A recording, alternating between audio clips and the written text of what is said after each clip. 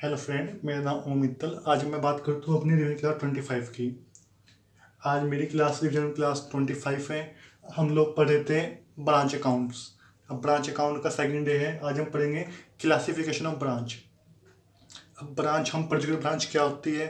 अब क्लासिफिकेशन यानी कि वर्गीकरण कौन, मतलब कि मतलब ब्रांच कैसी किस टाइप की होती हैं, कैसी कैसी होती हैं, वो हम पढ़ेंगे आज।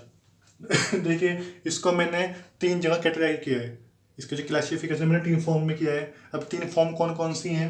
First, on the basis of place, इस स्थान के आधार पर वर्गीकरण। इस स्थान के आधार पर यानी कि on the basis of place. अब प्लेस में आपकी ब्रांच नेशनल ब्रांच हो सकती है और इंटरनेशनल ब्रांच हो सकती है, यानी कि फॉरेन ब्रांच। इंटरनेशनल माने तो देखो, नेशनल ब्रांच में क्या होता है, आपका हेड ऑफिस भी आपका आपके देश में ही है या किसी भी देश में है और उसी देश में उसकी ब्रांच है। जब हेड ऑफिस और उसकी ब्रांचें, जितनी ब्रांचें सब एक ही देश में होती हैं, उसके हम बोलते हैं नेशनल ब्रांच, यानी कि देसी शाखा।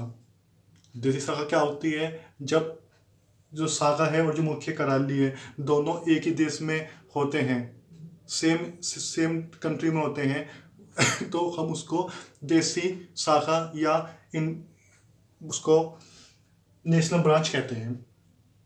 आई बात सही में। अब बात करते हैं फॉरेन ब्रांच की। तो अब हम क्या समझे, नेशनल ब्रांच कोई पूछे तो क्या बताओगे आप लोग, जब शाखा और उसका हेड ऑफिस दोनों सेम कंट्री में होते हैं, एक ही देश में होते हैं, तो उसको बोलते हैं नेशनल ब्रांच। अब इंटरनेशनल ब्रांच या फॉरेन ब्रांच क्या होती हैं, जब आपका हेड ऑफिस किसी और देश में और आपकी जो ब्रांच है वो किसी और देश में होती है, उसको बोलते हैं फॉरेन ब्रांच। मान लो आपकी जो हेड ऑफिस है वो इंडिया में है, लेकिन जो आपकी ब्रांच है वो अमेरिका में है या यूएस या कहीं भी है, मतलब ऑस्ट्रेलिया में है, चीन में है, कहीं भी है, तो वो क्या होगी, फॉरेन ब्रांच। आई बात सही में। जब आपका हेड ऑफिस किसी और कंट्री में है और जो आपकी ब्रांच है वो कहीं और किसी और कंट्री में है, तो उसको हम बोलेंगे फॉरेन ब्रांच। क्लियर। तो ये तो हो गया हमारा on the basis of place. Place के अकॉर्डिंग इसका वर्गीकरण यानी classification on the basis of place.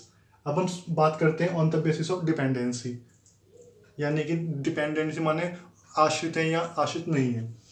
कई बार क्या होता है, ब्रांच हेड उस पर आश्रित होती हैं, कई बार नहीं भी होती हैं, वो डिपेंड करता है कौन सी ब्रांच है। अब on the basis of dependency यानी कि डिपेंडेंट ब्रांच और इंडिपेंडेंट ब्रांच, हमारे पास दो तरह की ब्रांच होती है डिपेंडेंसी में। डिपेंडेंट ब्रांच और इंडिपेंडेंट ब्रांच, यानी कि आश्रित ब्रांच और जो आश्रित होती है, जो आश्रित नहीं होती। अब आश्रित ब्रांच क्या होती हैं, देखिए आश्रित ब्रांच के पास क्या होता है, जो भी फर्नीचर आ रहा है या जो भी माल आ रहा है वो सीधा हेड ऑफिस से आता है, कुछ भी सामान जो आता है, ठीक है, कुछ भी सामान जो परचेज का जो सामान आ रहा है, मतलब जो भी सामान आ रहा है ब्रांच में, वो हेड ऑफिस के द्वारा ही आ रहा है। डिपेंडेंट ब्रांच को यानी आश्रित ब्रांच को ये अधिकार नहीं होता कि वो बाहर से परचेज कर सकती है, ये उसको अधिकार नहीं होता। और इंडिपेंडेंट ब्रांच क्या होती है, इंडिपेंडेंट ब्रांच वो अपने आप भी परचेज कर सकती है, कहीं से भी अपने जो मेटेरियल गुड्स को कहीं से परचेज कर सकती है और हेड ऑफिस से भी मंगा सकती है, ठीक है, goods send from head office. तो और वो बाहर से परचेज कर सकती है इंडिपेंडेंट ब्रांच, यानी कि वो हेड ऑफिस पे आश्रित नहीं होती है। आई बात सही में। वो हेड ऑफिस पे आश्रित नहीं होती है, उसको हम बोलते हैं इंडिपेंडेंट ब्रांच, जो हेड ऑफिस पे आश्रित ना हो, यानी कि स्वतंत्र ब्रांच, ये शाखा। ये तो होगी आपकी आश्रित शाखा, ये होगी आपकी स्वतंत्र शाखा। आश्रित शाखा क्या होगी, जो हेड ऑफिस पे डिपेंड होगी।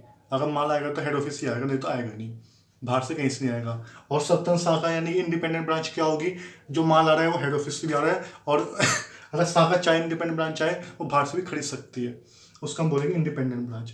आई बात समझ में, डिपेंडेंट ब्रांच और इंडिपेंडेंट ब्रांच में क्या अंतर है।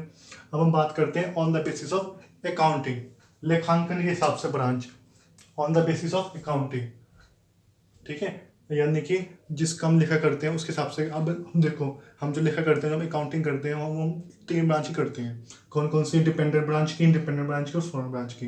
डिपेंडेंट ब्रांच की, इंडिपेंडेंट ब्रांच की और फॉरेन ब्रांच की, यानी कि आश्रित शाखा की, स्वतंत्र शाखा की और विदेशी शाखा की। इन तीन शाखा के अपनी हम इनके हम वो करते हैं, अकाउंटिंग करते हैं। अब इन शाखा में देखो, डिपेंडेंट ब्रांच है उसके अपने रूल है, ठीक है, उसके अपने मतलब अपने वो होंगे रूल हैं, जैसे मतलब करने का तरीका कौन कौन से हैं, कौन कौन से मेथड हैं, उसके अपने अलग मेथड हैं।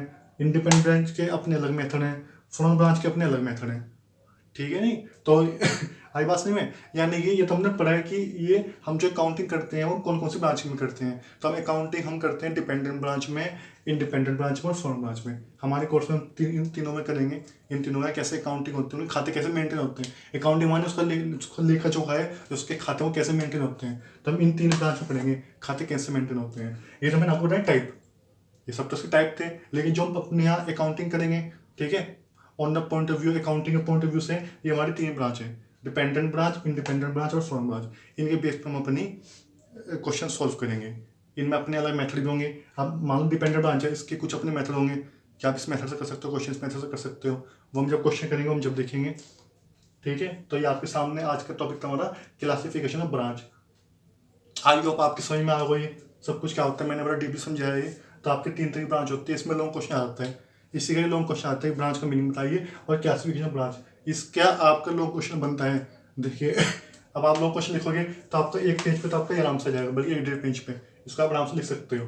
मैंने तो आपको ये भाई ओरली बताया शॉर्ट में, लेकिन आप जब इसको लिखने चलोगे, इसको पढ़ोगे अपनी बुक से, तो काफ़ी बड़ा हो जाएगा। इसको आराम से कर सकते हो आप। On the basis of dependency ये भी आप लिख सकते हो लॉन्ग क्वेश्चन में, ठीक है। 2 पेज पे आ जाएगा, डेढ़ दो पेज पे, और 1.5-2 पेज पे आपका ये आ जाएगा। कुल मिलाकर आपके 5-6 पेज बढ़ जाएंगे लॉन्ग क्वेश्चन में। तो आपके इस थ्योरी के पॉइंट ऑफ व्यू से भी इंपॉर्टेंट है, आप लोग इसको अपनी बुक से पढ़ लेंगे। चलिए अब आप इसको नोट कर लीजिए।